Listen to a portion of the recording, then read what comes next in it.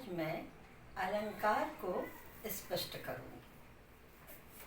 अलंकार अलंकार दो शब्दों से मिलकर बना है, अलम और कार।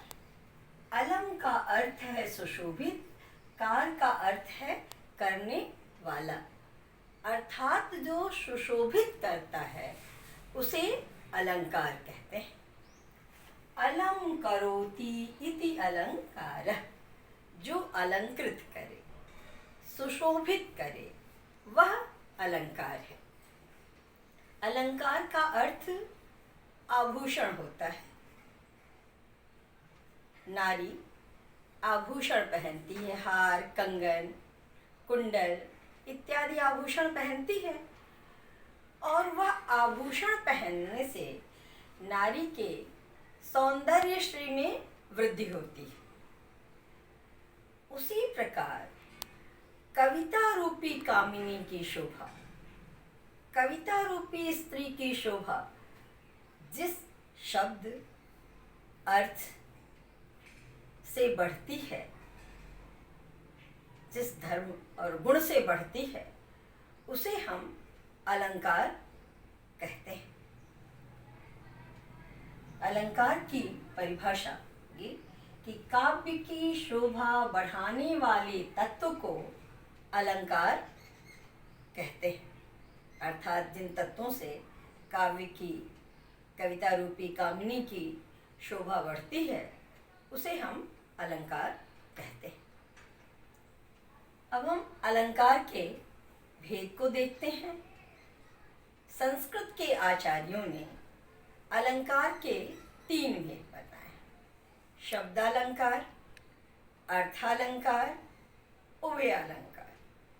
शब्दालंकार जैसा कि नाम से स्पष्ट है, शब्द धन अलंकार, जहाँ शब्द के कारण काव्य की शोभा बढ़ती है, वहाँ शब्दालंकार होता है। अर्थालंकार जहाँ अर्थ के कारण काव्य की सुंदरता बढ़ती है, वहाँ अर्थालंकार होता है। उभयालंकार जहाँ शब्द और अर्थ दोनों के कारण, ये दोनों पर आश्रित होता है, दोनों के कारण काव्य की शोभा बढ़ती है, वहाँ उभयालंकार होता है। उभयालंकार में संकर, संसृष्टि मुख्य 2 ही अलंकार आते हैं, और प्रतियोगी परीक्षाओं में शब्दालंकार और अर्थालंकार पर प्रश्न पूछे जाते हैं। अतः मैं शब्दालंकार और अर्थालंकार को पहले स्पष्ट करूँगी। आइए शब्दालंकार को देखते हैं। काव्य के शब्दगत चमत्कार को शब्दालंकार कहते हैं।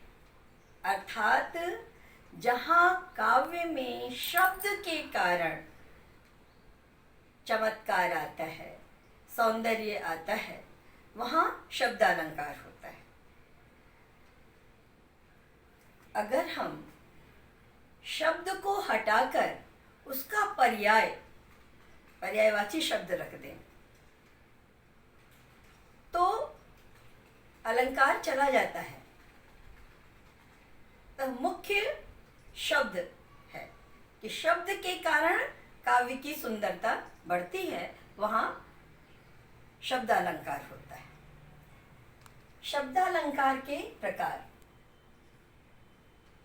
शब्दालंकार के मुख्य 4 प्रकार हैं: अनुप्रास, यमक, श्लेष और वक्रोक्ति।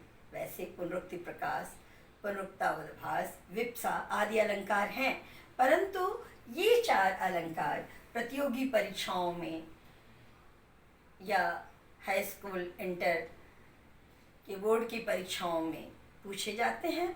अतः मैं अगले अंक में इन पर चर्चा करूँगी।